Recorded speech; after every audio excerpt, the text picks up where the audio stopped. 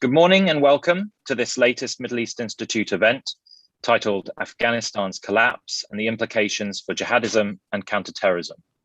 My name is Charles Lister. I'm a senior fellow here at the Middle East Institute, where I direct our Syria and counterterrorism programs. Events in Afghanistan over the past few weeks have been distressing to watch, to say the least. The Biden administration's decision to embrace Donald Trump's deal with the Taliban and initiate a hurried withdrawal from Afghanistan emboldened the Taliban in a way unseen in decades. With no deal in place between Kabul and the Taliban, a US and NATO disengagement dealt a hammer blow to the Afghan government's confidence and capacity to exert confidence across the country's 34 provinces. In pulling American contractors from Afghan air bases, Afghanistan's fledgling air force effectively ceased to exist. And when US messaging then towed a line of "it's up to the Afghans now," it's no wonder everything came crumbling down so precipitously. 4 months ago, the Taliban controlled roughly 15% of the country, and today they stand victorious, enforcing their rule nationwide. While we're being told that Al-Qaeda is gone from Afghanistan, reality says otherwise.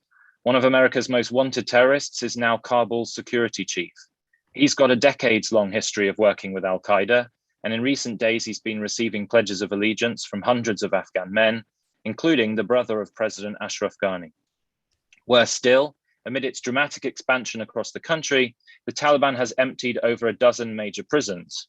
While some ISIS prisoners were swiftly executed by the Taliban, at least several hundred Al-Qaeda operatives were released into the open, likely doubling the jihadist group's manpower in Afghanistan in a matter of days. Beyond cold, hard facts like these lies the enormous propaganda value that a Taliban victory represents to the jihadist movement. The prospect of such an accomplishment being not only possible, but also aligning with the 20th anniversary of 9/11 could only have been a dream for the likes of Al-Qaeda. But today, it's a reality. Worse still are the shocking scenes we've seen across our TV screens from Kabul airport, as tens of thousands of civilians desperately seek escape. All of this will undoubtedly fill jihadist propaganda material for years to come. To discuss these events and their implications for the jihadist movement and for counterterrorism, I'm honored to be convening a truly stellar panel of experts. First up, we have Karen Greenberg, the director of the Center on National Security at Fordham University School of Law, an international studies fellow at New America, and a permanent member of the Council on Foreign Relations. Greenberg specializes in the intersection between national security policy, the rule of law, and human rights, and is the author of an excellent brand new book, Subtle Tools: The Dismantling of American Democracy from the War on Terror to Donald Trump. Then we have David Kilcullen, the president and CEO of Cordillera Applications Group and a director at Thesiges and Native Data. David is a best-selling author and a leading researcher in unconventional and guerrilla warfare. Before previous leadership posts at Meta Aerospace Capital, Keras Global Solutions, and First Mile Geo, David served 24 years as an infantry officer in the Australian Army, then with the US State Department as a chief strategist in the Counterterrorism Bureau, a senior counterinsurgency advisor to the multinational force in Iraq, and as a senior advisor for counterinsurgency to then Secretary of State Condoleezza Rice. Then we have Anne Lekuski, who's a senior research fellow at the Norwegian Defense Research Establishment. With an academic background rooted in Middle Eastern studies, Arabic and Russian, Anne has been working on jihadism since 2006. Her work is focused on Al-Qaeda's history, leadership and strategy in Afghanistan and Pakistan, and her 2017 book, Al-Qaeda in Afghanistan, published by Cambridge University Press, is a must-read in the context of today's discussion. And finally, we have Esfandiar Mir, who is a senior expert at the US Institute of Peace and an affiliate with the Center for International Security at Stanford University. Esfandiar's research focuses particularly closely on US counterterrorism policy and the state of the Taliban, Al-Qaeda, and ISIS in Afghanistan.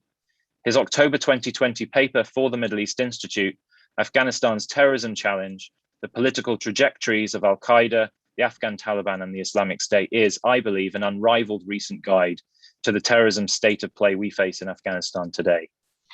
In terms of format, we'll be beginning today with each panelist offering a short 3 or 4 minutes each of opening remarks, reflecting on the events of recent days. I'll then moderate a discussion between the panel before opening up for at least 30 minutes of questions from the audience. I gather we have a very big audience today, so I'll be sure to leave plenty of time for those questions. To all of those of you tuning in today on Zoom, please feel free to pose your questions at any time throughout today's event using Zoom's chat function. And for those live streaming via MEI's website or on YouTube, you can email your questions to events@mei.edu. I'll be keeping across all the questions as they come in, and I'll do my best to work in as many of them into the event as possible. So without further ado, let me pass on to Karen to start with some opening thoughts.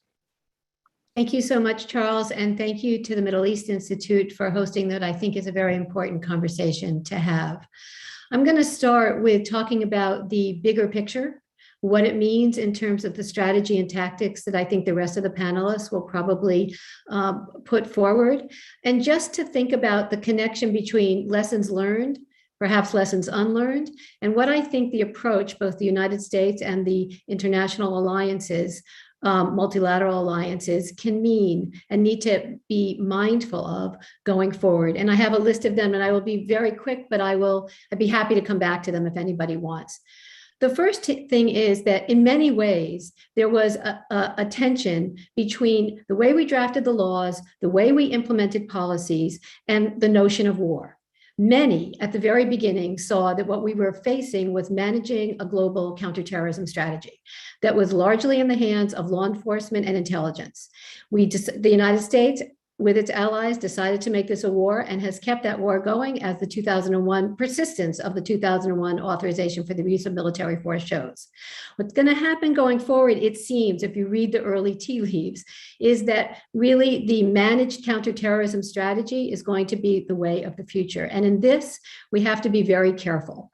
The first thing we have to do in all of this is to, and I think people know this, but I want to say it, is to be able to distinguish between what is counterterrorism and what is counterinsurgency.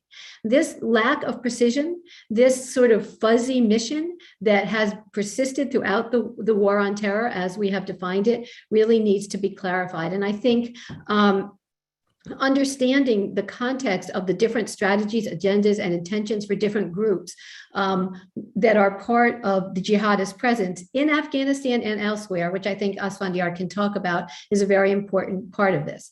Related to that, we need to think carefully about what a divided jihadi landscape means. With all these different groups, some with shared agendas, some with different agendas, how can we not make their alliances easier? Or how can we deter their alliances? One thing or another that we need. I know we've been thinking about it, but we need a very specific strategic and tactical approach to this.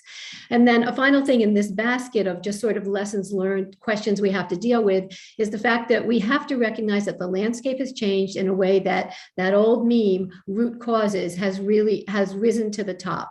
And I'm speaking about the 82 million displaced persons, including refugees and internal displaced persons, that now are in flux, not just in the region, but around the globe. This is the new reality. This is the new world. And old counterterrorism strategies, and I'll be really interested to hear David talk about this, are not necessarily the right things going forward. And two very fast additional notes.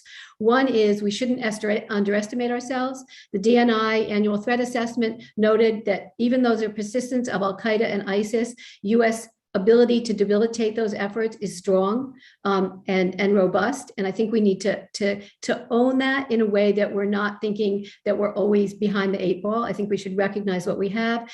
And two, something that we were talking about before we all got onto this conversation, the number of personal contacts between Afghans and their allies around the world is so profound. This is what you're seeing going on in the desperate attempts to get people out. This isn't theory. These are personal, emotional bonds, and this will last. And that is going to change the landscape of our policy. Thank you so much, Karen. Very pointed few minutes. Thank you. On to you next, David. Thanks, Charles. So I just want to talk about, ways to think about what's going on. And the obvious one that's front of mind for everybody, it's a massive humanitarian meltdown. And I'm happy to talk about that in more detail later. But for the moment, even though that is the most important aspect, I'd like to talk a bit about the broader implications. The second way to think about it is as a betrayal, right? A betrayal of by the international community of the Afghan government. As late as the 10th of August, President Biden was promising, we will not let Kabul fall. We have close air support. We've got air power. We're ready to go. In the event, less than 48 hours later, the Taliban bounced the eastern side of Kabul, and the international community did nothing. Not one airstrike, not one move to blunt the Taliban offensive, not even a mean tweet. We were deer in the headlights and caught, extraordinarily flat-footed as it collapsed. And the degree of victim blaming and attempting to pass the buck to Afghan troops who had lost conservatively 5,000 people killed, desperately fighting to survive every month for the last 5 months, was absolutely nauseating for those of us that know the real situation on the ground as distinct from the spin that people would like to put on it. It is now being compared to a Saigon moment. I think that's an inaccurate comparison. The US evacuation of Saigon was dramatically better planned than what we're seeing here. This more equates to a combination of the fall of Phnom Penh, which led to a pretty serious bloodbath very shortly after the collapse of the city, and was a much less effective evacuation precisely because the city was already in enemy hands before they were able to get fully rolling. But it's also that and a combination of the Iran hostage crisis, where the options open now to deal with what is going on in Kabul are limited by the fact that there are about probably conservatively 5,000 to 10,000 US and other third country citizens in Taliban-controlled areas unable to make it to the airport without the safe passage of the Taliban. So let's halve that. Let's call it 5,200, right? There were 52 hostages in the Iran hostage crisis in 1979. So it's 100 times as many hostages in the hands of the adversary. A third way to think about this is that it's, I'm up to 3 or 4. A fourth way to think about this is that it's like the Suez crisis. And certainly for NATO and for European allies, and even for players like Australia, this is seen as a US-inflicted humiliation on our allies. And you just have to look at what's going on the ground right now in Kabul, where you've got the French, the British, the Australians, and others operating unilaterally outside the wire to save their citizens and others, while US forces are essentially stuck. And that's not a ding at all on the enormously brave work that's being done by American servicemen and women on the ground, but they're being politically constrained from playing a role. And we're in the rather unfamiliar environment where the allies are hoping that American national caveats get lifted so the Americans can actually participate in some of the rescue work that's going on. The whole thing is unnecessary. We didn't need to leave in the first place. And we can talk about the rights and wrongs of the decision to go. But let's assume for the sake of argument that leaving was an appropriate call. The way we have done it has turned it into a massive disaster and a humiliation. If I had any of my corporals or private soldiers that ever worked for me, and I said, mate, I want you to plan a withdrawal, and the guy said, right, the first thing I'm going to do is give up one of my 2 airstrips. The one I'm going to keep is the one that has one runway only and is in the middle of the major city. Then I'm going to get rid of the military people first. Then I'm going to pull out the diplomats. And then I'm just going to hope that everybody else manages to get out. I would say, you're an idiot, right? Yet somehow a bunch of generals who supposedly belong to the best military on the planet managed to come up with this ridiculous plan, which has led to where we are now. Finally, last 2 points. It is a cop-out to say that this is going to allow us to transition to an over-the-horizon strategy. We know from experience that over-the-horizon strategies do not work without a local partner. And what we have done here is gotten rid of that local partner through a purely self-inflicted screw-up. You can't trust the Taliban. We've learned that over 20 years. But even if they do keep to their promise of not allowing Afghanistan to be a base for an attack on countries outside Afghanistan, we are still looking at a ginormous boost to the jihadist threat globally because of the huge morale injection for every jihadist group on the planet. For 20 years, the ragtag little Taliban have stuck at it, persisted, fought, trusted in the will of God and the ultimate weakness of the infidel, and they have been proven right. They have defeated the greatest superpower on the planet, and everyone else now is saying, wow, if those guys can do that, so can we. So ironically, by trying to have a neat ending exactly 20 years after the beginning of the war on terrorism on September 11th, we've probably bought ourselves another decade of the war on terror, much as when Abu Bakr al-Baghdadi declared the caliphate, and that led to another 7 years of very intense jihadist activity. This is going to be that, but even worse. I could go on at length, but I want to give other people a chance to speak. But I think it is a bipartisan screw up, and arguably that makes it worse than if it was just one party, because it shows that as a republic, as a nation, we really don't have a clue, and our allies and adversaries alike have figured that out in the last week, if they didn't know it already.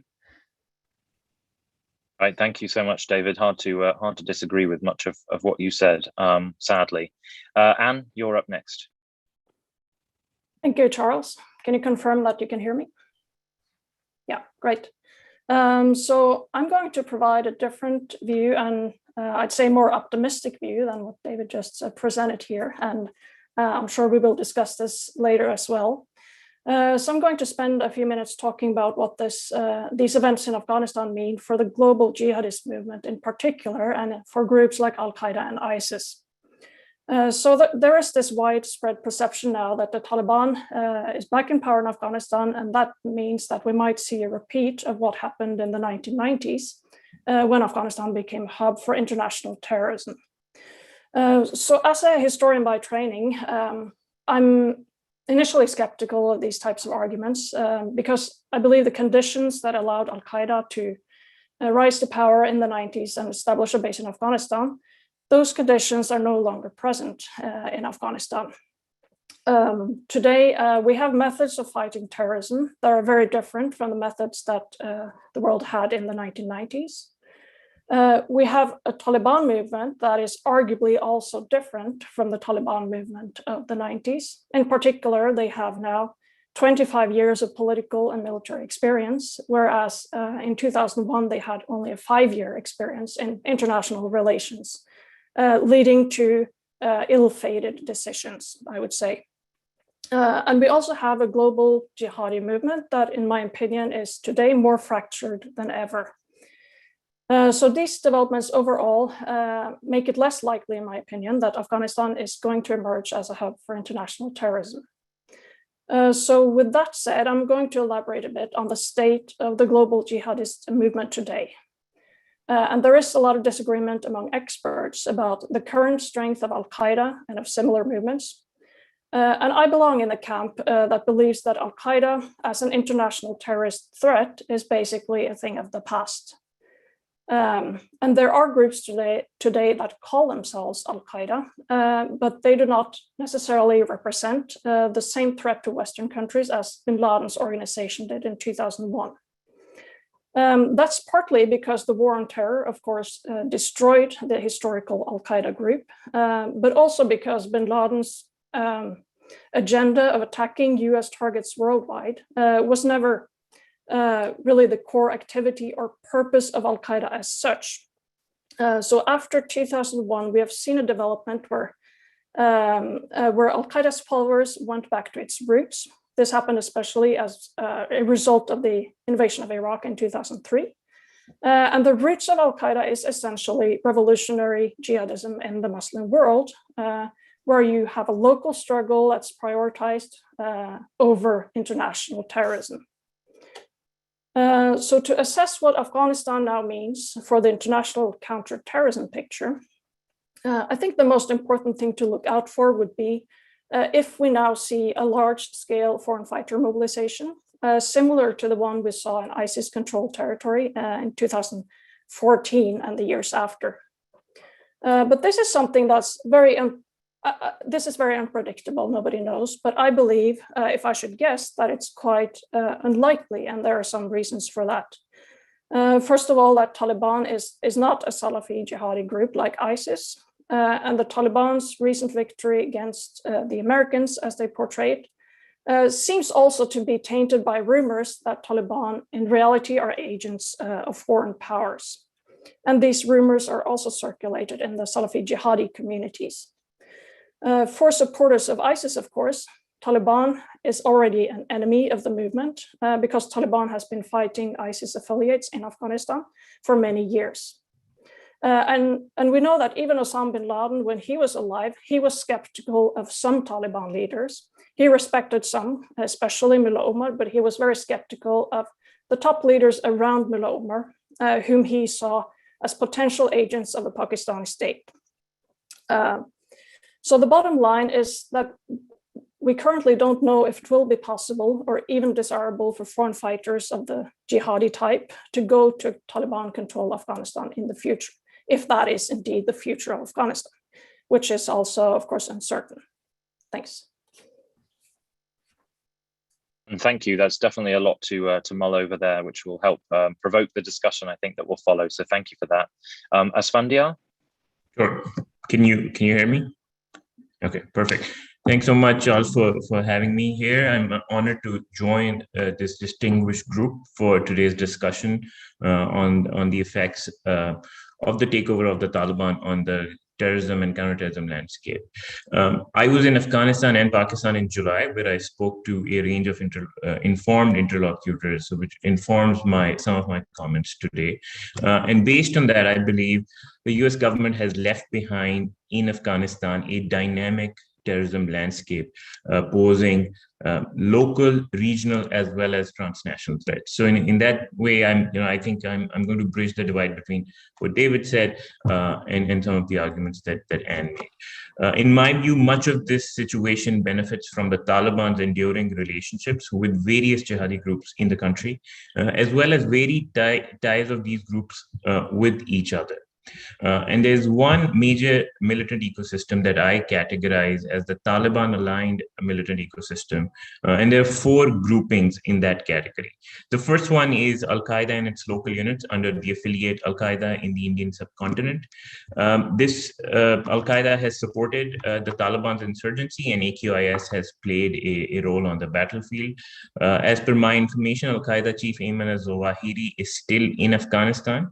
He was thought to be in Pakistan, Karachi at one point over the last few years, but some of the sources I've spoken to suggest that he's back in Afghanistan and that he's frail but alive.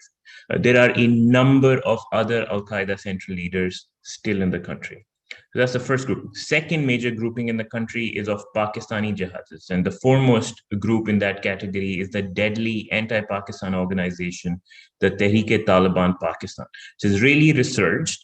And I would argue is looking like the most threatening terror group in Afghanistan. And the reason that is important is that post 9/11, the group which extended some of the most important support to Al-Qaeda and other foreign fighting cadres was the Tehreek-e-Taliban Pakistan and not the Afghan Taliban.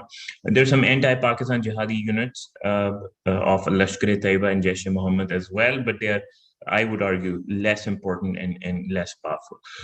Then there are various Central Asian jihadis, which is the third major grouping of jihadis in Afghanistan. There are Uzbek groups like Katibat al-Tawhid wal-Jihad, Tajik groups, fairly small Jamaat, Ansarullah. And as per my understanding, there remains an ongoing effort to unify all of these groups in Afghanistan under one banner. And finally, the fourth key grouping is this grouping of anti-China jihadis, like the Turkestan Islamic Party. And in addition to the UN's reporting, my own information suggests that there is a corridor of movement of fighters between Syria and Afghanistan. Okay. So that's the Taliban-aligned militant ecosystem. Then there is a robust anti-Taliban militant ecosystem, which is spawned by the Islamic State of Afghanistan, also referred to as ISIS-K, Khorasan. It appears to be recovering after military losses over the last 2 years. And this group remains committed to targeting Afghan civilians. It has a presence in the east of the country, so relatively small. And the rivalry between the Taliban and the Islamic State is intense. It is at the ideological level, it is at the political level, and it also plays out in military terms. The Islamic State has foreign fighters. It has Pakistanis, it has Uzbeks, it has some Chinese national, plausibly Uyghurs, Arabs, Russians, Iranians, French, and even some Turks. And I have heard some preliminary reports of the Taliban having executed some imprisoned ISIS-K militants at both Bagram and Pul-e-Charkhi after taking Kabul last Sunday. But these reports are fairly preliminary, and I'm still waiting for more details on that. Okay, I will just conclude by saying that most of these groups face constraints, as some of the constraints that Anne pointed out. But at the same time, I would contend that they retain important strengths despite years of US counterterrorism pressure. And what worries me the most is the depth of their resolve despite the military pressure that the US government has put on these groups. So this landscape does not lend to the interpretation of major terrorist degradation that the Biden administration has offered.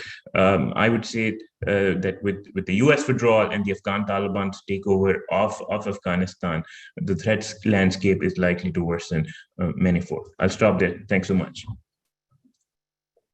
Esfandiar, thank you so much. So I think we've had a really rounded opening set of remarks, and I think we'll shortly pivot very specifically to the CT picture of all of this. But as a kind of sort of a rounding way of doing that, let me first come to Karen, and given your focus on the kind of human rights, the law, the national security intersection with law, and how all of that relates to terrorism and counterterrorism. Let me first ask you a kind of political question, I guess. You know, the Biden administration came in a few months ago and said right from the outset that their foreign policy on all foreign policy issues would be oriented around human rights.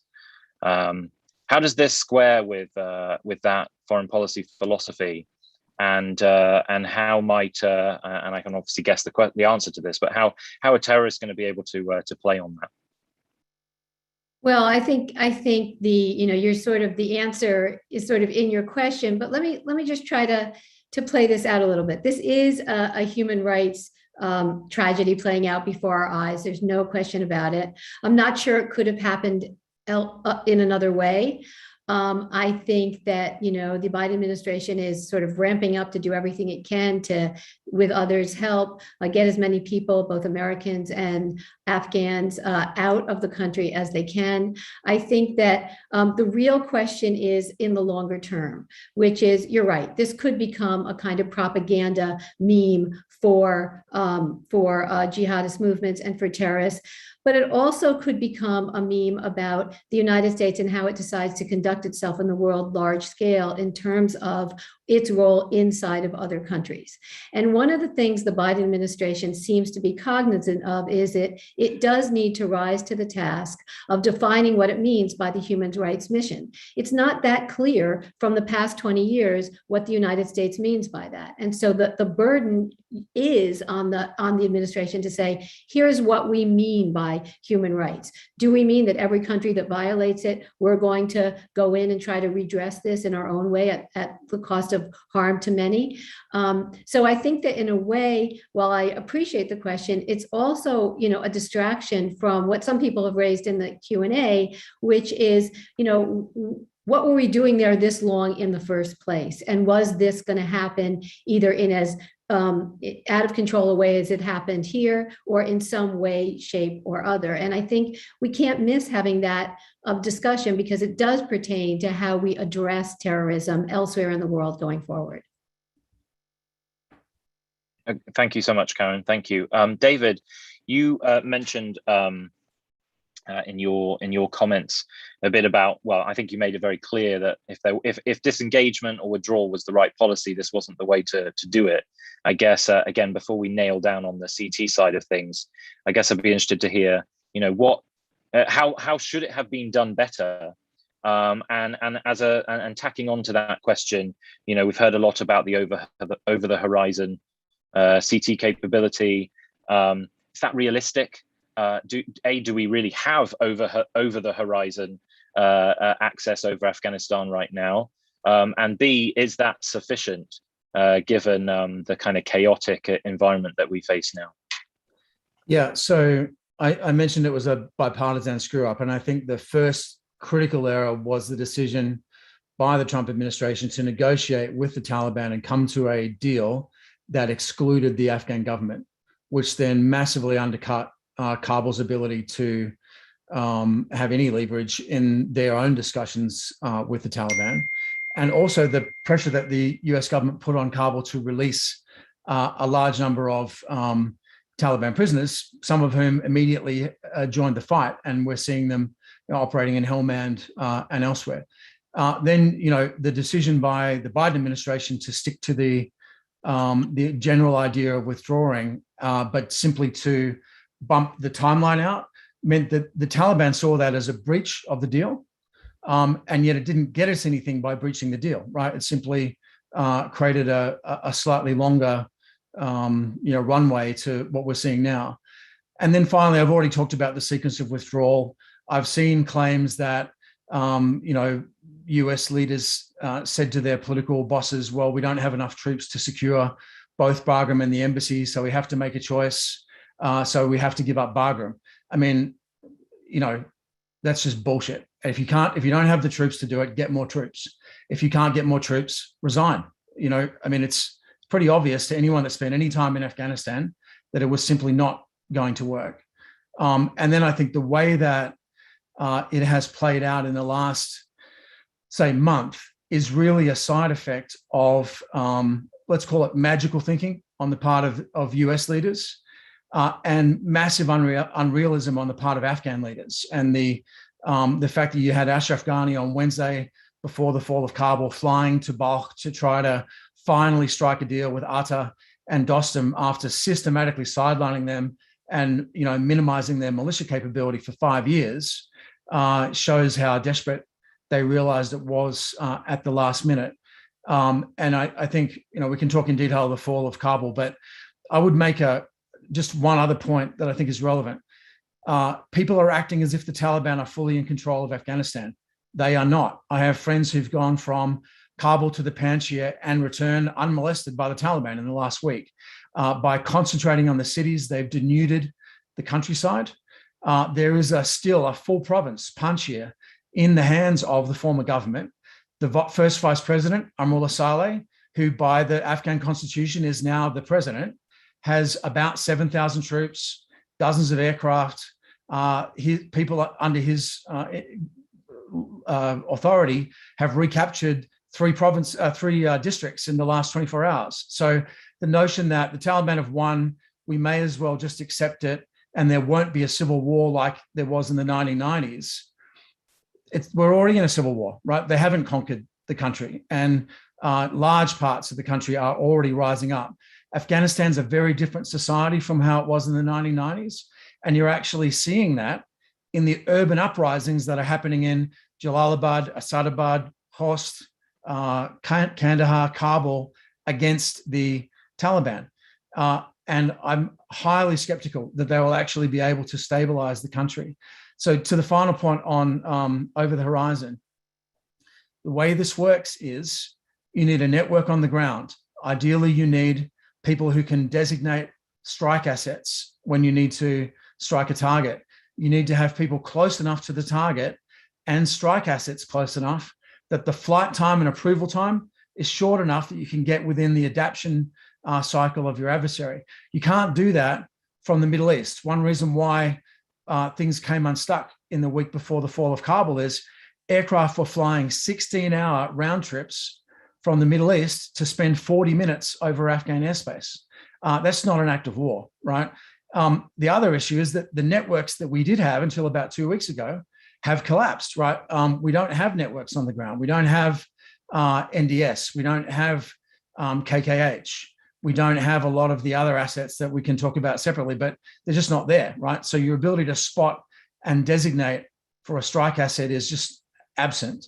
And then there's one other really critical issue, which ties these two things together, the fiasco of the withdrawal with the problems with over the horizon. And that is that one of the side effects of the absolute debacle of this withdrawal is there are going to be hundreds to thousands of American citizens left when the evacuation finishes, and they will be hunted and ransomed and turned into hostages by commercial kidnapping gangs or by ISIS-K, or, you know, even if the Taliban stick to all their deals, there's going to be, let's call it, you know, 50 to 500 hostages out there. And what that means is every time you do an over the horizon strike, someone's going to get their head cut off on television. And really, you know, it's appalling that we have self-inflicted this moral defeat on ourselves, but it's even more appalling, I think, the way that it's going to drive a morale resurgence of terrorism. And that'll be my very final point is, you guys are talking, I think, about organizations and groups. I think that's important, but what's really important now is individuals and self-synchronized networks. And we've seen that all over Europe and Australia and the US in the last 5 years. And what this does is it creates the motivation for those groups and those individuals. Traditional counterterrorism strategy doesn't work on that because it assumes a group that you're trying to penetrate and disrupt. If there's no group, if it's just self-synchronized and the individual decides to do an attack on the spur of the moment, there's no way to break that up.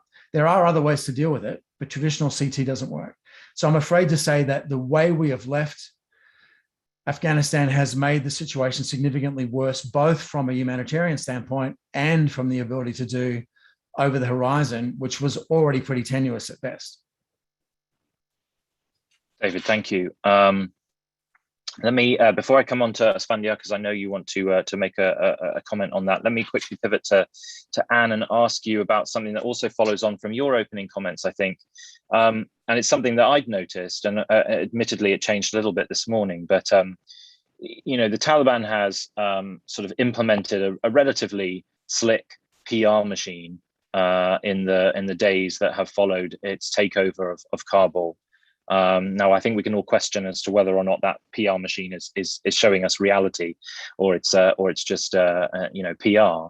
But in terms of Al-Qaeda, it's taken AQ's affiliates time to respond to this, and I guess that's in part because maybe perhaps the Taliban has changed. Everyone's aware the Taliban has diplomatic ties with certain governments, and for AQ that's traditionally at least a problem.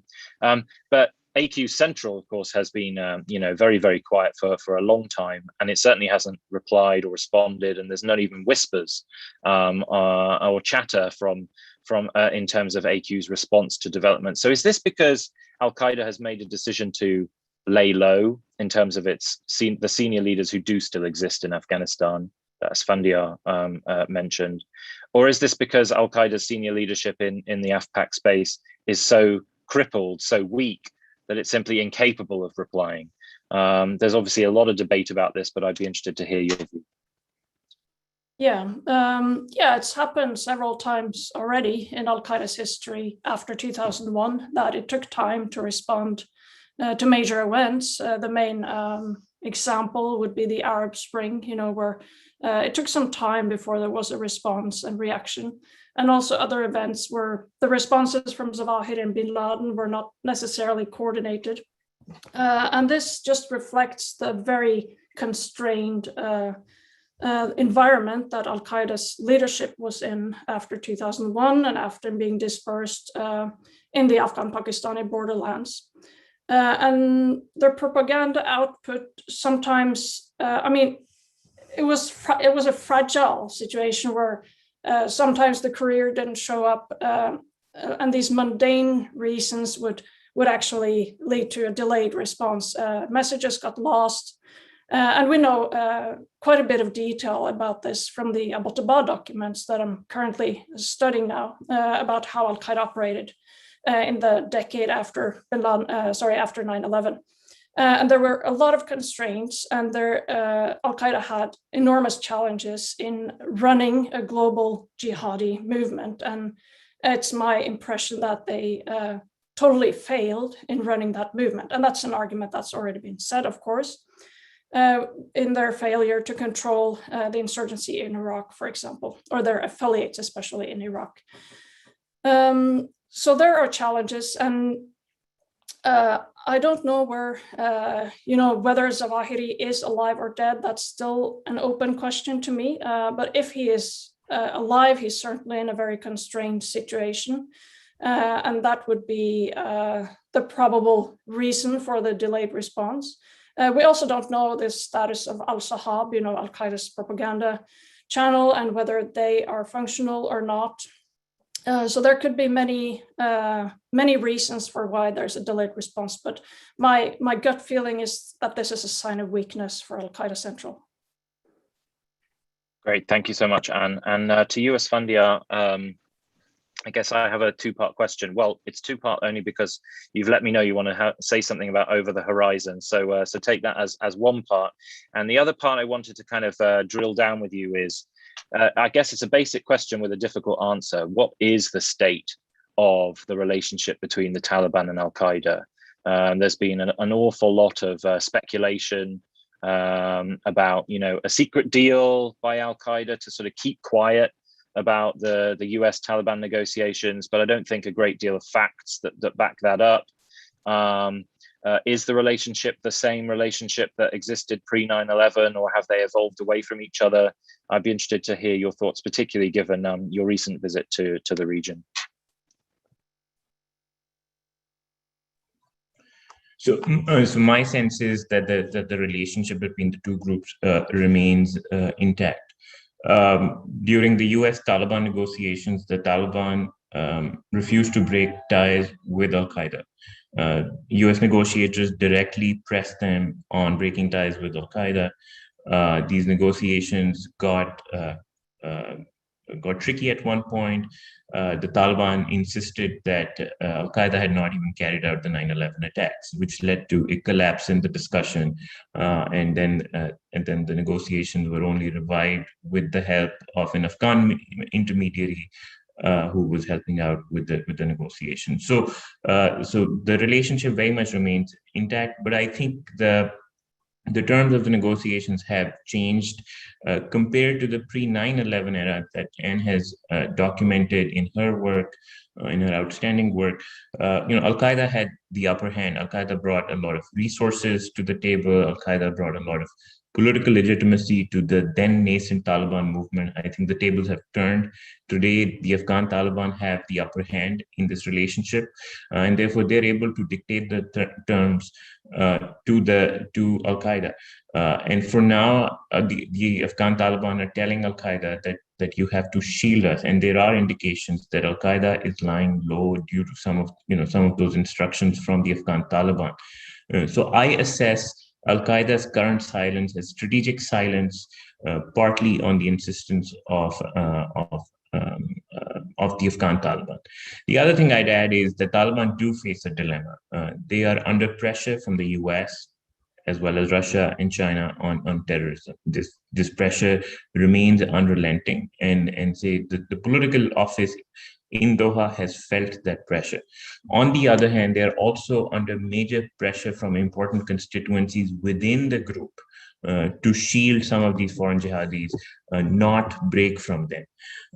So for that reason, I think any meaningful action against foreign jihadis has the potential to trigger major fragmentation in the Taliban. So this remains a major issue for the internal politics of the Taliban. Looking ahead, I think the Taliban are likely to deny association and relationships with foreign jihadis. And they may take some, but mostly minimal steps to actually constrain these groups. And for now, I assess that Al-Qaeda will play along and follow the strategic guidance of the Taliban, because it will also help the group build capability which it has lost over the last last decade and more. Great, thanks, Esfandiar. And did you cover the over the horizon? Yeah. So on over the horizon, the only thing I want to add to David's points on on loss of capability inside Afghanistan is that the Biden administration has struggled to broker these pacts with neighboring countries, Afghanistan's neighbors, Central Asian neighbors, as well as Pakistan. And without these bases, I just don't see how any over the horizon mission can be viable. Charles, you follow Syria Idlib very closely, and it's true that if you can carry out these strikes can be fairly effective at degrading key capabilities, especially transnational plotting capabilities. Certainly this instrument works. However, to apply it, at the scale of Afghanistan, which is a landlocked country without these bases in the region, I think it's going to be very difficult. And there are no indications that the Biden administration has brokered pacts to have these bases. Thank you so much. I should let the audience know that I am beginning to turn your questions into the discussion, because I've certainly got an awful lot of them, more than 30 already. So as we go, I'll be working those into the discussion. Karen, to you next. I wanted to ask you about something we've spoken about plenty outside of this event, which is the trend that I think has become somewhat dominant in recent years, and it's been discussed on this panel already, which is the kind of localism, decentralization of Al-Qaeda's affiliates, increasingly focusing on local agendas. So again, I'll kind of ask you a two-part question. The first is, do you think that's likely to change now that potentially Al-Qaeda, in terms of its central leadership, has somewhat more freedom to operate than it has done in recent years with a US presence in Afghanistan? Could that possibly catalyze a different outlook or a more determined effort by Al-Qaeda to push a more global sort of attitude or agenda outwards? And then second of all, putting that question aside, one thing I hear a great deal, and we've all heard a great deal, I think, is, provided the US homeland, or provided Europe and European homelands are safe from external plots, perhaps locally oriented extremists are an acceptable outcome. They are something perhaps we can watch with concern. Potentially at some point we can try to contain, but they're not a cause for immediate intervention or what have you. Does the kind of situation we're seeing develop in Afghanistan, where we have a locally oriented movement like the Taliban, essentially victorious, now leaving a very chaotic environment in which potentially globally oriented extremists can operate, does that throw to use a British term, does that throw a bit of a spanner into the works? Does that really pose a significant challenge to that it only matters if it's global equation? That's a big question, but I think it's a really important question. And so let me say a couple of things about it. One is that, remember, and Anne can talk about this, but the focus of Al-Qaeda and others on local, right? The original focus on local that eventually under bin Laden came to have an anti-US and global strategy, makes you understand, and the resurgence of these sort of local grievances, local targets, local agendas, and the power of those recently leads you to believe that this really, whatever it is, it starts local, right? The difference to me is two things. One is leadership. The United States and others have been focused on taking out the leadership of Al-Qaeda and other groups and been successful at it to some extent. The question is, will a leader emerges that can harness the local grievances and turn it into a more global agenda? That's what to watch for. There are many terrorism experts who have written about this and talked about it. But there's another thing that's sort of underlying this whole conversation that I'm surprised we haven't gotten to, which is that we keep talking about these international terrorist groups, these transnational terrorist groups, as if there are no nations involved. And the real question becomes, how does the United States learn to develop diplomacy and other national security agendas, law enforcement, military, intelligence, that are cognizant of the nation's role. Where is this intersection, and how are we going to address it? And what we refer to this in the national security conversations as proxy violence, right? The use of terrorist groups as proxies. But we can't leave that out of the conversation. And one of the things, the most central nation state to deal with right now is Pakistan. What's going to happen with Pakistan? What is the United States policy going to be towards Pakistan? So, I mean, I don't think I'm answering with more questions rather than an answer, but these are, I think, the questions we have to deal with as a country and a community. Perfect. Thank you so much for raising Pakistan, because that is the next question that I was going to raise. I can raise it to everyone or anyone who's happy to answer it, but I know, I'm sure Esfandiar would have something to say, and I'd definitely be interested in Anne and David's thoughts. But my questions, I guess, were twofold. One is in response to a question that's come to me on Zoom, which is, what was Pakistan's role, if any, in bolstering or accelerating or catalyzing the Taliban's takeover so rapidly of Afghanistan? I think there are many people, experienced folks, who have said that for the capacity to do this quite so swiftly and picking and choosing the right targets in the right sequence quite so effectively might possibly suggest that the Taliban had been receiving some advice or guidance from outside powers. So that's the first question, is what might Pakistan's role have been in all of this? And then second of all, perhaps more importantly, what's next for Pakistan? Esfandiar, you raised the TTP. There's lots of rumors going on about whether or not the ISI might be trying to work out some kind of arrangement or peace deal with the TTP to prevent the chaos that a lot of us are concerned about, and that might have a negative impact, of course, on Afghanistan. So, so what's next for Pakistan? Why don't we start with David, and then we'll go to Anne and Esfandiar. Charles, I'm actually going to defer to the others on this one. I have a view on Pakistan, but I have been focused so heavily on the current humanitarian situation in Afghanistan that I'd probably just be taking up airtime and not adding much in terms of knowledge. We all know the history of Buraidah and what happened last time there were significant negotiations with the Pakistanis. We know the fact that it was actually a split in the TTP that led to the emergence of ISK. I agree with Esfandiar's point that TTP is probably the most dangerous group to be thinking about right now. But other than that, I think I'll defer to others on the specific role. Got it. Great. No problem, David. I've got plenty of questions for you shortly. Yeah. So Anne first, and then Esfandiar. Yeah, of course. Pakistan is the big elephant in the room. We could also, one way of looking at what's happening in Afghanistan now would, of course, be to see this as another chapter in the Cold War between Pakistan and India. Personally, I am not an expert on Pakistan, and I struggle to decide exactly what I think about Pakistan's role. There seems to be a lot of indications that Pakistan definitely have supported Taliban or parts of the Taliban since at least 2006, so not just recently, but in 2006, the insurgency increased, their propaganda became very much more professional than it had been before. And the insurgency just increased in scope. And there are books written about this saying that people in the Pakistani intelligence was involved in this. So I'm inclined to believe those reports.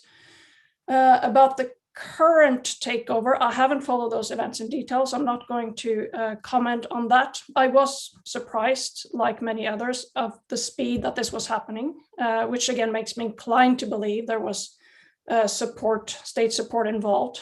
We know that last time Taliban took power, it took 2 years to gain control of all of Afghanistan's provinces, and now it took just some days, and that's quite exceptional, I would say. But I'm going to, my last comment would be about terrorism in Afghanistan. So if it is true that Taliban is sort of cooperating, let's say, with elements within Pakistan.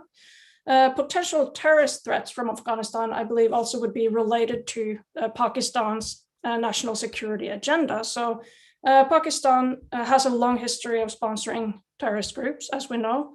And many of these groups have historically trained in Afghanistan. And that's, if I was going to say, what's the most likely groups to be established in Pakistan under Taliban control, I would guess that it would be, the remnants or the continuation of those groups that primarily have a regional agenda against, India and fighting in Kashmir and those types of groups.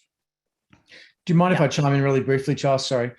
Sure. Go ahead. Not a point about Pakistan per se, but I do think we're underestimating the capability of the Taliban, and the reason that the campaign this time appeared so swift at the end, I don't think is evidence for state sponsorship. There are other reasons for that, which we can get into, but I'm not to disagree, but I don't think by itself it's evidence of that. There may be other evidence out there, but yeah.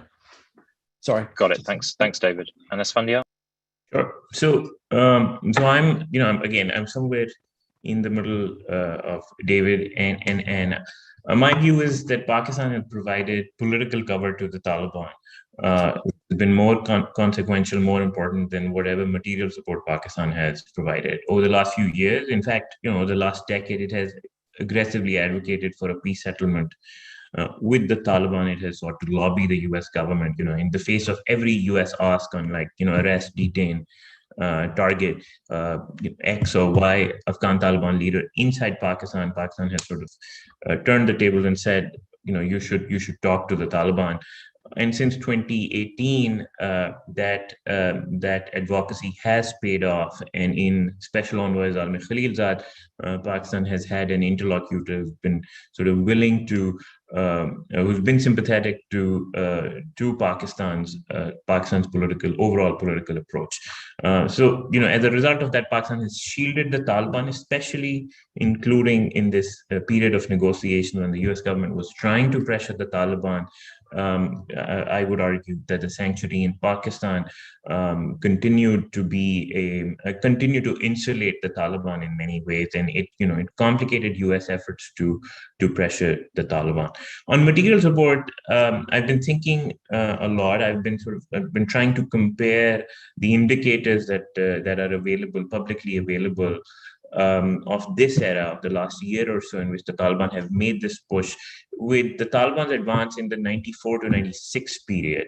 And I would argue that Pakistan's material support to the Taliban was qualitatively different. At that time, it was much more direct. You find traces of a lot of actual materials flowing to the Taliban, both manpower and money, that you don't find this time around. Though there is material support, obviously the sanctuaries remained in Pakistan. And in that sense, I agree with David that the Taliban's overall political and military strategy appears to be its own, even if it had the cover of the Pakistani government. Regarding threats to Pakistan itself, the TTP, as I mentioned, this group has rebounded. It was degraded by a combination of US drone strikes, prolific campaign of drone strikes over multiple years, Pakistani military operations. This group, ended up being pushed into eastern Afghanistan. The last few years that group has rebounded. Over the last year, it has engaged in political reunification efforts, and over the last 6 months, I would say 6 to 8 months, the group has engaged in a lot of violence against Pakistani state targets. Recently, the TTP has been attempted the targeting of the Chinese ambassador. The group says that the ambassador, Chinese ambassador to Pakistan, the group says that the ambassador was not the target. And then there's been another attack against Chinese engineers in northern Pakistan. So TTP is looking very dangerous. And one of the ironies of Pakistani state policy is that the biggest beneficiary of the Afghan Taliban's return to Afghanistan is Pakistan's arch foe nemesis, the TTP. Got it, Esfandiar. Thank you so much. David, there's a whole bunch of questions directed towards you in the chat, but maybe I'll throw a couple your way. One's a fairly sort of direct challenge to your hypotheses, which basically says wherever the United States is, we seem to create jihadists. So how would staying have not done the same? So it'd be good to get your response to that one. And then the other one, particularly given all your work on COIN, on counterinsurgency, does the past 20 years of Afghanistan represent a failure of counterinsurgency, or is it emblematic of counterinsurgency being either imperfectly or insufficiently implemented? Yeah, so to the first point, it's really important to understand. In fact, this kind of covers both points. The US and the Western allies haven't been doing counterinsurgency in Afghanistan since the end of 2014. The Afghan government has been doing counterinsurgency. We have been doing train, advise, and assist, right? Operation Resolute Support, bit of a misnomer, turns out. Since the end of 2014, it has been very small footprint, right? And so what we're talking about here is, more people died in traffic accidents in US European Command in the last 5 years than we lost in combat in Afghanistan. We haven't had a single death in combat since early 2020. Australia, one of the major contributors, hasn't had a death since 2013, right? So it just shows you how we've been getting out of the business progressively. And we had worked it down to the point where the Afghan forces were carrying by far the burden, the heavier burden of combat. We were essentially not even there, right? 2,500 troops for the last year. We've got 12 times that many in Korea, for example. I think that there's a misnomer, a misunderstanding in the strategy world that says that if you can't leave an area, it means you haven't won the campaign, right? Take that logic and apply it to Korea, right? Does anybody think if we pulled our troops out of Korea tomorrow in the same chaotic way that we've just done in Afghanistan, that there wouldn't be a pretty major negative effect, in the region? And it's what the way that counterinsurgency works is not that you defeat the enemy, they're gone, and then you just go home for tea and medals. The way it works is that the external supporting partner helps to suppress the insurgency to the point where a local partner can handle it on a sustainable basis, and then they handle it, right? And that's what we had gotten to in Afghanistan. Just by one comparison, Malaya. The end of the emergency in Malaya was 1960.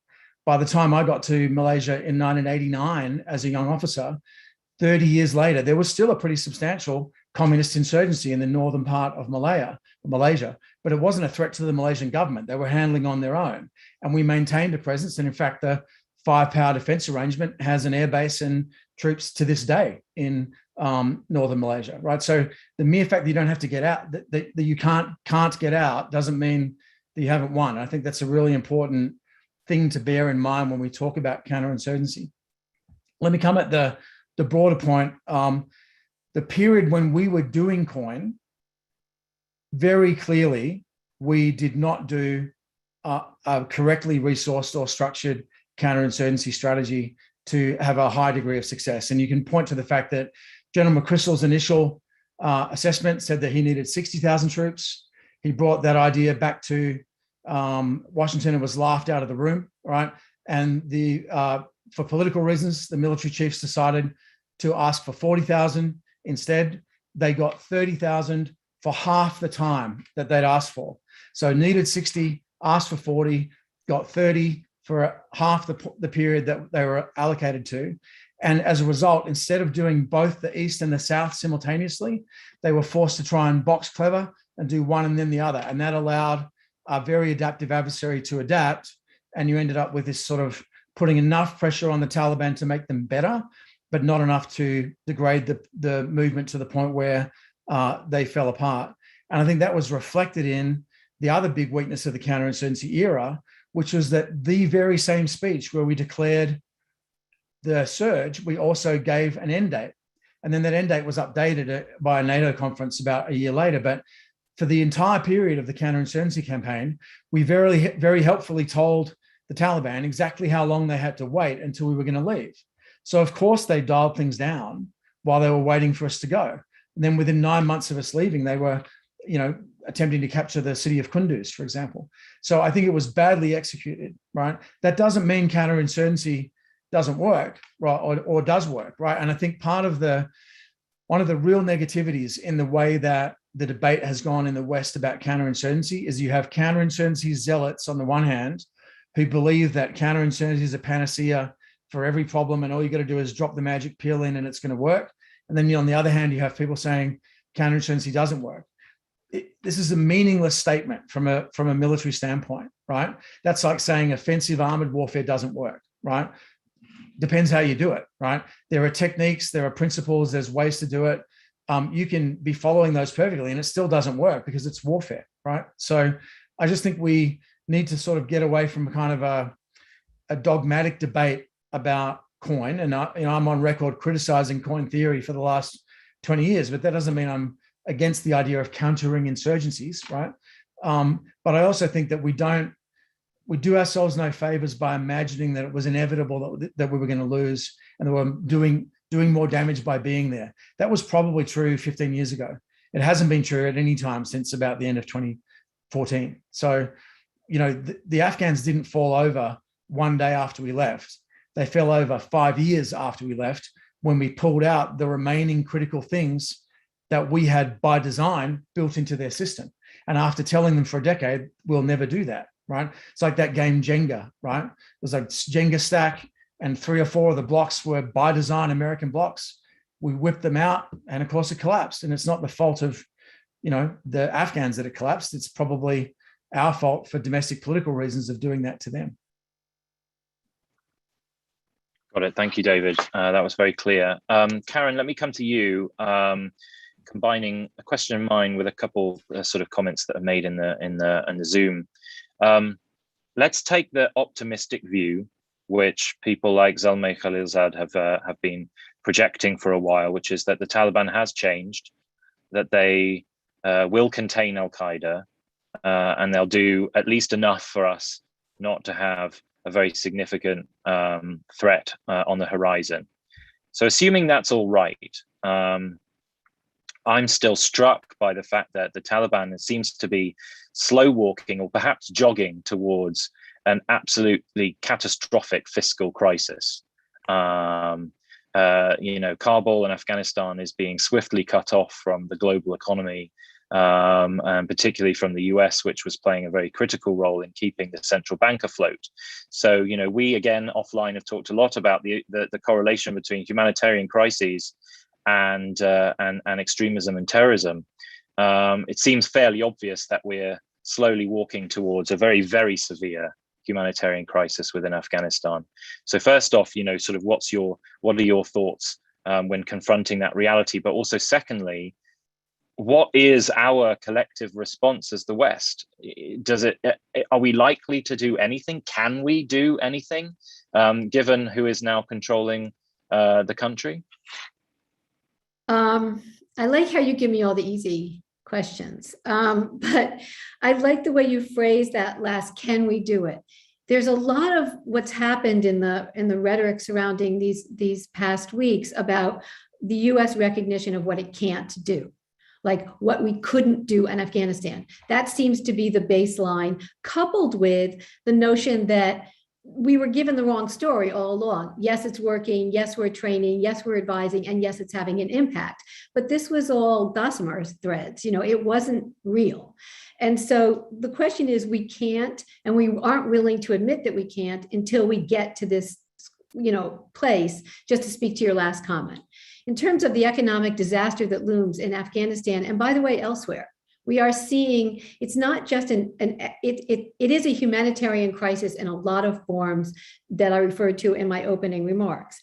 So in a way, this is where the international community can marshal its forces to use some kind of pressure that may not be military, right? That the Afghanistan as a country, including its leaders, are going to need some kind of support and help. And by the way, that comes with conditions. And so if you're going to paint that there is some way to create a dialogue, conditions are very important and they're real. And they're not just conditions the United States can put on, but as we've seen recently in other negotiations with major powers and the United States and fragile countries, that is a very important part of it. And we can't let that go. One of the things that's happened recently is the decline of diplomatic, power. That diplomacy is going to have to reassert itself. And I know that sounds to many like, how could diplomacy do this in such a critical situation? It has to work. This is the challenge for diplomacy, for the use of economic pressure, for the use of soft aid, as well as other conditions that are put on any kind of help that's given. And so I think that's a beginning to answering your question. Great, thanks, Karen. And as always, if anyone else wants to chime in on any of this, please do feel free to jump in. But if not, my next questions are both, I think, to Esfandiar and Anne, and then equally anyone else who wants to tackle them. And it's another kind of two-part question. Has the Taliban changed over the last 20 years? And if so, what lessons has it learned, and how are we likely to see that sort of change implemented on the ground or in reality? And then secondly, and linked to that, what kind of Taliban government should we expect to see formed, as they seem to be saying this morning, don't expect a government until every single US troop has left Afghan soil. But what kind of Taliban government are we likely to see? Why don't we start again with Anne and then with Esfandiar? Thanks, Charles. Has the Taliban changed? Well, I did indicate my opening statements that I believe they have changed simply because of history has progressed, because there is largely now a new generation of Taliban that have become part of this movement. And this generation is not necessarily like their parents, like, in any country. They have grown up with the internet and all these things. And but the question remains whether Taliban really has learned from the past, because there is, I have noticed myself, the reluctance in Afghanistan to believe in facts. And this is also a phenomenon that is a worldwide challenge right now, the tendency to believe in conspiracy theories, rejecting facts that don't fit your own worldview. And this is definitely also a big challenge in Afghanistan. And as it was mentioned, you have Taliban today that do not believe Al-Qaeda was behind 9/11, but you also have people around the world who hold those beliefs still, right? It's not a Taliban thing to believe in those types of conspiracy theories. So for me, I'm going to wait. I need to just wait and see what will happen there. I don't know the current Taliban leaders that well, because I haven't really followed the movement closely. And there seems to be a mix of new names and old names in the people who have been in the Doha office. There are some old timers there, and you have new people, new faces popping up there in presidential palace in Kabul. And I'm really unsure of what this new movement stands for. I don't automatically believe in their propaganda, because that's the nature of propaganda. They have definitely become better at their PR campaign. They have learned what to say to the international community. They have learned more about what the world wants to hear from them than in the past. So that's one thing, but whether they have truly changed the way they do politics internally, that's the question that I believe is very important, because the Taliban's bad policy decisions in the past, I believe, have really been about their internal decision-making processes. And those are based on, I believe, they come out of the cultural traditions of this region, and they come out of conservative ways of thinking, choosing the least controversial option. If you have a set of policy decisions, let's say, should we expel bin Laden? Well, it's going to create a lot of uproar. If we do, the people are not going to understand it. the Islamic world is not going to understand it. So let's just pretend like he's not in our territories. So that kind of decision making and behavior is something I think is still present in the current Taliban, and time will show, I guess, whether that's going to change, and that would depend on individuals in the new government. Say, yeah, I'll leave it at that. Thanks. Yeah, got it. Thanks, Anne. And Esfandiar? Sure. So let me start by talking about the leadership really quickly. Yes, there are many new people. I think that the Taliban appear to be far more institutionalized as they've emerged, from the shadows and now are on course to becoming the government. Yet the political echelon of the Taliban, as Anne mentioned, has many old timers, many leaders from the 1990s. Who appear to have a lot of power in the overall decision-making of the group. So for that reason, as well as the continued mythical status of the founder of the movement, Mullah Omar, my sense is that the core values of the Taliban remain the same. The ideological platform is very much the same, similar. There's a lot of commitment to the Islamic Emirate. The status of the leader of the Taliban remains, much like that of a caliph. They don't want elections, and they definitely turn to their favorite school of Islamic theology. Some of the leaders who are socialized into their preferred school of Islamic theology, which is Hanafism, to guide and to inform their political vision of the country. But at the same time, I think we have to recognize that they have now fought the US and the International Military Alliance for 2 decades. They have, faced the test of fire, a political test of fire, a military test of fire, and they have weathered that. And so that has made them politically much sharper today than they were 2 decades ago, when they were also a nascent movement, to Anne's point.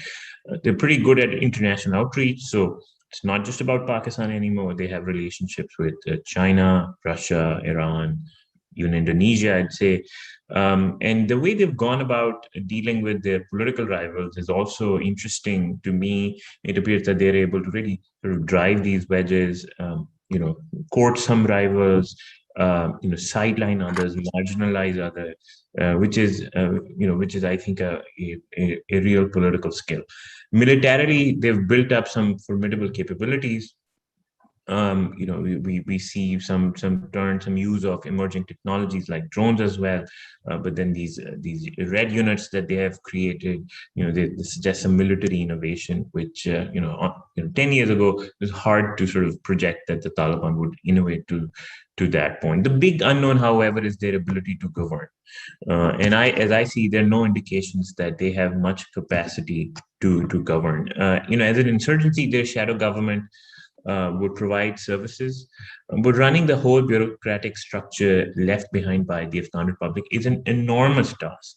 And as all of you know, so many educated people who formed the backbone of the Afghan state over the last 2 decades, they're looking to leave the country. And if economic conditions worsen, the fiscal crisis that you mentioned, if they worsen, even those who are willing to stay on for now, I think they might have a rethink. And so the challenge of governance that's coming up is probably one of the biggest challenges that the Taliban are going to face. Right, thank you so much, Esfandiar.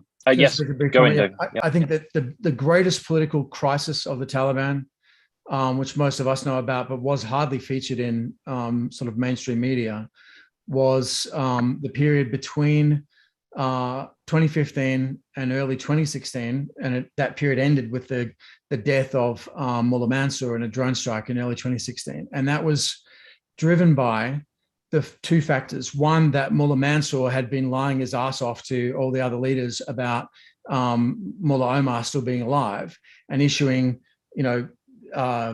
directives basically saying Mullah Omar says put everything under the control of Mullah Mansour. And there was an active rebellion against him in Helmand. The Tora Bora Shura and the Miram Shah Shura were already going against the Rabari Shura. They were beginning to break up. And we saved them from that problem by killing Mullah Mansour, who was then replaced by Mullah Hibatullah Akhundzada, who's the current leader. He's hardly in the media. He's quite reclusive. There's even debates about whether he's even still alive. To my mind, he's one of the most important leaders the Taliban have ever had. And the reason for that is that his whole job for 15 years or more before he became the overall leader was religious education for young Taliban commanders coming up in their training program. And that meant that he was able to create a unifying effect across a network of middle grade commanders that the US had just spent 5 years of the counterinsurgency campaign systematically disrupting. So that, we killed an entire generation of middle ranking Taliban leaders. And he, by his religious authority, was able to pull them together into a unified element to drive forward now to the victory. If history's any guide, they're going to start to come apart again now, once they've successfully unified for this. And I think the real critical leader here is the one who's likely to get the least media, and it's Hibatullah, and his ability to stop that fragmentation happening. And for those who know Iraq, I think of him more in the vein of the Grand Ayatollah Ali Sistani rather than the old Mullah Omar. He's the guy who walks in the room, everybody shuts up, he doesn't say anything, but his mere presence and ability to exercise that religious unity allows the system to function. And that final comment would be at the governance, in terms of governance, the Taliban are excellent at the district level and below. They suck at the province and national level. They're the opposite of the previous government, which was pretty okay, at the national level in some ways, but basically non-existent at the district level. So it's going to be very interesting to see if the Taliban can convert a local counter-governance structure to a national governance structure, which I think is what Esfandiar was talking about. Thanks, David. That was a very interesting point that you just closed on. We've got just under 10 minutes left. So here's what I'm going to do. I'm going to throw out 4 questions / issues or topics. We'll go in a circle, and all of you can feel free to tackle whichever and however many you choose. And so maybe we'll take 2 or 3 minutes each, and that should leave us closing out more or less on time. One question that's come in, I think, a couple of times in the Zoom chat is I guess more geopolitical. There's been a lot of rumblings in Europe about discontent with the way that the Biden administration pursued this withdrawal. Definitely, as a British American, I've seen an amazing amount of fury from serving British political officials, including the Defense Secretary. So I guess one question is, what impact is this likely to have on America's relationship with allies and their ability to work together to counter the kinds of challenges and threats we're talking about? Is this impact really real, or is this all just hype and it's gonna blow away in a few weeks' time? So that's one question. Another question, it relates to the resistance in Panjshir, which has already been raised here, but the question is, kind of what prospects does that resistance really have? Are we likely to see them strike a deal with the Taliban and fizzle away, or are they gonna fight? And there have certainly been clashes in the last 24 hours. So that's question 2. Question 3 has already been raised, but I'd like to maybe dig in a little bit more, get some other people's views. It's just about foreign fighters. How likely are we going to see some new foreign fighter flows into Afghanistan? And if we are, where are they going to be? What kind of scale do you think we might be talking about? So that's 3. And then number 4 is one issue which we haven't really touched upon, which is ISIS. What is the state of ISIS in Afghanistan, ISIS-K? And given the hostile, real animosity between the Taliban and ISIS, what is that kind of dynamic likely to look like going forward, given, of course, the Taliban wants Afghanistan to look stable and ISIS clearly wants the exact opposite. So what's that likely to look like? So those are 4 issues. Why don't we start on my screen? We'll go with Karen first, then Anne, then Esfandiar and David to close. So we'll start with you, Karen. So I want to follow up on what Anne raised about the foreign fighters, that we don't really know, what's going to happen with foreign fighters, and that will be a pivotal incident. And I think that speaks to something else, which is that recruits. whether or not they're foreign fighters that come to Afghanistan, or whether or not there are recruits in localities around the world that share some kind of cause, whether or not they share, a chain of command or anything, that's another issue. Because I don't think we've done enough focus today, and we haven't had enough time to really focus on one question that you posed in putting together the panel, which was, what are the global implications of the collapse in Afghanistan?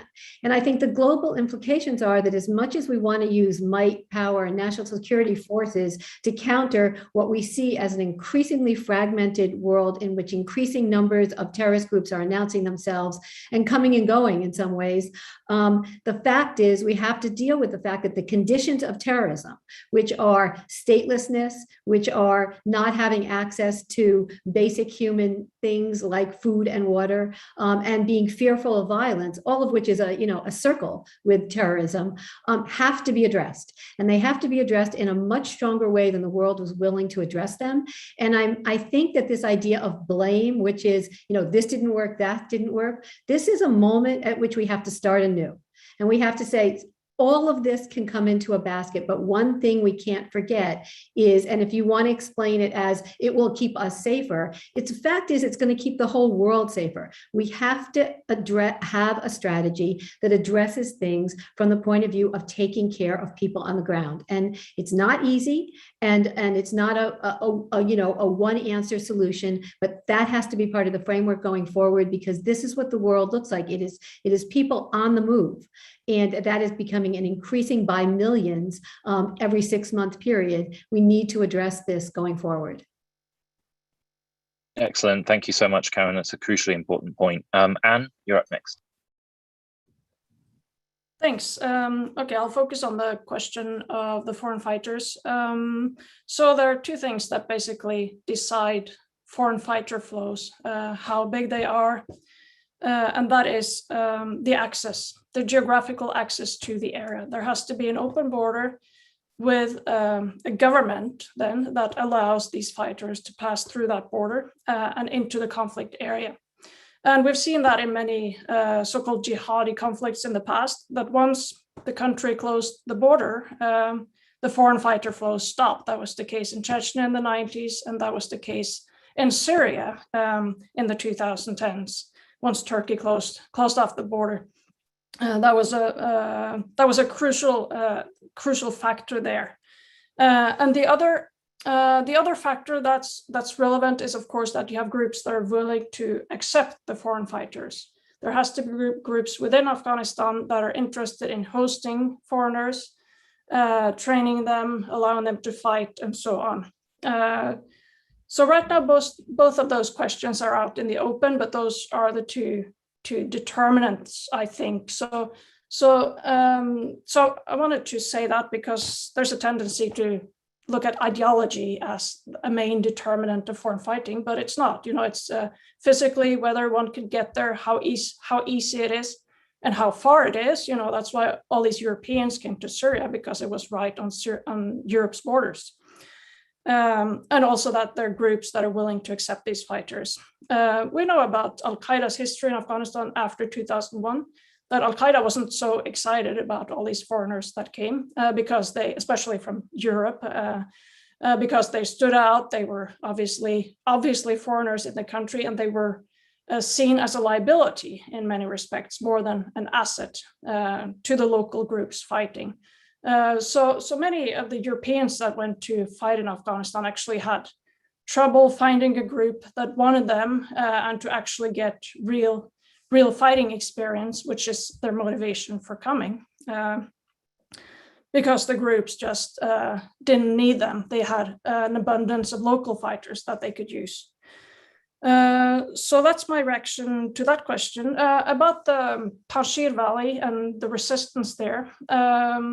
So I think I haven't followed that case closely, but I believe a likely scenario for Afghanistan will be that there will be many pockets of resistance like Panjshir that are outside the areas that are strategically important for Taliban to hold. So it's pretty much known to a lot of people that in the 90s, the Taliban never conquered Panjshir. It was always an area of resistance all the way up until 9/11 or until the fall of the Taliban. So Panjshir could potentially, I see Panjshir as that could easily become one of those areas where that's not technically under Taliban, and that Taliban might not even prioritize to go in and control as such, as at least as long as there are other areas that are more strategically important. Got it. Thank you so much. And Esfandiar? Great. So first on foreign fighters, on part of the Taliban, there is an interest in hosting, in being open to Muslim dissidents. When you talk to the Taliban about foreign fighters, some Taliban leaders describe them as Muslim dissidents. And, in this vision of the Islamic Emirate that they have, I think they would like Afghanistan to be a home to Muslim dissidents who do not have space in their respective countries, or the regimes, are carrying out a crackdown against them. So there is this ideological strand. I divide foreign fighters into three categories for the purposes of Afghanistan, at least. One is the category of regional foreign fighters, so from South Asia, Central Asia, and then Middle Eastern foreign fighters, so say from the Levant or other parts of the Middle East, and then finally Western foreign fighters. I think the drivers of foreign fighter flows, in each of these categories are different. I think, regional foreign fighters are most likely to go if there are regional organizations based in Afghanistan. Middle Eastern foreign fighters will wait for calls by major ideologues, major leaders. I'm thinking of Maqdisi, for example, and then Western foreign fighters. I think as we understand from the case of foreign fighter flows to Iraq and Syria, a lot will depend on social media, perhaps, on how the Taliban sort of brand and market themselves. And I have to say that until now, their PR campaign is doing a good job, and they must be getting a lot of interest in potential Western foreign fighter recruits as well. ISIS-K, really quickly. ISIS-K is branding itself as a Taliban rejectionist movement. Obviously, it's a Salafi group, and there is a Salafi strain which sort of really bounds this group together in Afghanistan. But this interest in being the opposite of the Taliban, I think, is pushing the group to be something more than a Salafi movement. There's been external plotting interest in ISIS-K since 2018. It has been reported. There was a plot foiled in Germany last year, which was traced back partly to Afghanistan. But that being said, I think the Taliban will come down hard on ISIS-K. They see the group as a real ideological nemesis threat. But at the same time, ISIS-K can also benefit from disillusionment with the Taliban. The Taliban are in government now, so they have the burdens of incumbency, and so that can keep ISIS-K in the game for the foreseeable future. So thank you so much, David. Two very quick points from me. One on foreign fighters, and then a bit more on the Panjshir. So in terms of foreign fighters, the critical foreign fighter grouping that I'm looking at, which I think is going to be a bellwether of how this turns out, is the Uyghurs, right? Who are currently in, many of them are in Syria, and have expressed an interest in coming back to Afghanistan in order to operate into China. When the Taliban delegation on the 28th of July went to Tianjin and met with the Chinese government, for sure that was a topic. Many people believe that the Taliban are on the point of selling out their brothers by essentially conniving at what they see as genocide in Xinjiang by partnering with the Chinese. Frankly, greater Chinese influence in Afghanistan, I think, is very likely, and it's not necessarily a bad thing, right? To the extent that we agree with the argument that some have put forward today that Pakistan has been responsible for supporting the Taliban. For one reason why they might have done that is that they have seen the risk of an Indian-dominated or a chaotic environment in Afghanistan as worse than the alternative. If their major foreign ally and their key partner in the China-Pakistan economic corridor is now heavily present in Afghanistan. If Afghanistan's tied into the Belt and Road system, and if there's cross-border trade into Iran, which is of course now in the middle of or the beginning of a 25-year agreement with China, then I think that reduces the threat perception in Pakistan to the point where, maybe that actually does significantly have a stabilizing effect. So, but I do think it's going to be a problem for the Taliban with other foreign fighter groups to be seen as potentially selling out the Uyghurs. And I think that how they react to that challenge is going to tell us a lot about how they're going to treat this problem set going forward. I'm going to disagree slightly on Panjshir. This is not the Panjshir of the 1990s. You've got about 7,000 ANA troops. You've got many armored vehicles up there now, artillery, at least several helicopters. Up in Uzbekistan, there are about 400 ANA, about 45 aircraft, including strike aircraft. There's General Hassari and General Agandali are up there. There's a pretty substantial remnant element of the Afghan state. And this means that, in fact, the Taliban don't yet have the burdens of incumbency. They have the burden of fighting and winning to crush that remaining element. You've got the Masouds, brother and son, up in the valley. Obviously, you have Amrullah Saleh. Amrullah has been extremely clear on his attitude toward the Taliban and ever doing a deal with them. I think the Masouds are a little more willing to do a deal. And I think that you might find a negotiation where there's an argument that the Panjshiris, who regard themselves much like the Taiwanese government did in 1950 as the real government of Afghanistan, and I guess under the constitution of the Islamic Republic of Afghanistan, they are, right? Those guys want to have a role in any potential power sharing discussion, and they don't want to just be the irrelevant remnant. If they don't achieve what they want in some kind of power sharing deal, I think it's highly likely that we're going to see very major bloodshed, because it will be strategically critical for the Taliban to show that they really are the new incumbent. And I think that's going to be a significant problem. And I'd also just point to the fact that there's a significant elements of particularly Afghan special forces, NDS and others that are still alive in the field and operating in groups outside the big cities. And so it's not really a done deal at this point.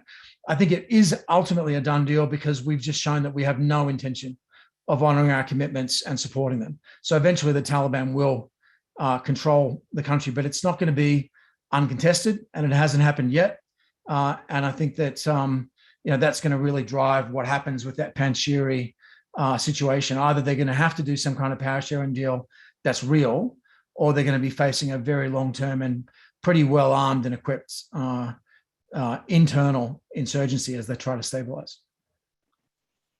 David, thank you so much. I guess my quick 2 cents on the foreign fighter issue, which from someone who follows Syria as closely as I do, is that I began hearing in the spring that the TIP had begun shifting some resources to Afghanistan. So I can only imagine what the impetus might be to do so now. And for AQ loyalists in northwestern Syria, I mean, they face a very, very determined adversary in Hayat Tahrir al-Sham. And they've gone to ground. They they have no operational capacity. So I can only imagine from their perspective what Afghanistan looks like in terms of a potential secondary prospect. Anyway, we are 7 minutes out of time, so I will close up. First off, thank you so much, David, Esfandiar, Karen, and Anne. This has been a fantastic discussion. We've covered an enormous amount of ground. As Karen said, there's many other things that we haven't tackled, but time is always our adversary. But for now, thank you so much to the 4 of you for joining the panel, and thank you to our very big audience and all of your questions. I hope I tried at least to come across as many of them as possible. But I look forward to you all joining another Middle East Institute event in the near future. I know we've got one on Syria tomorrow on sanctions, if that's of interest to anybody. But for now, thank you so much again, and we'll speak very soon.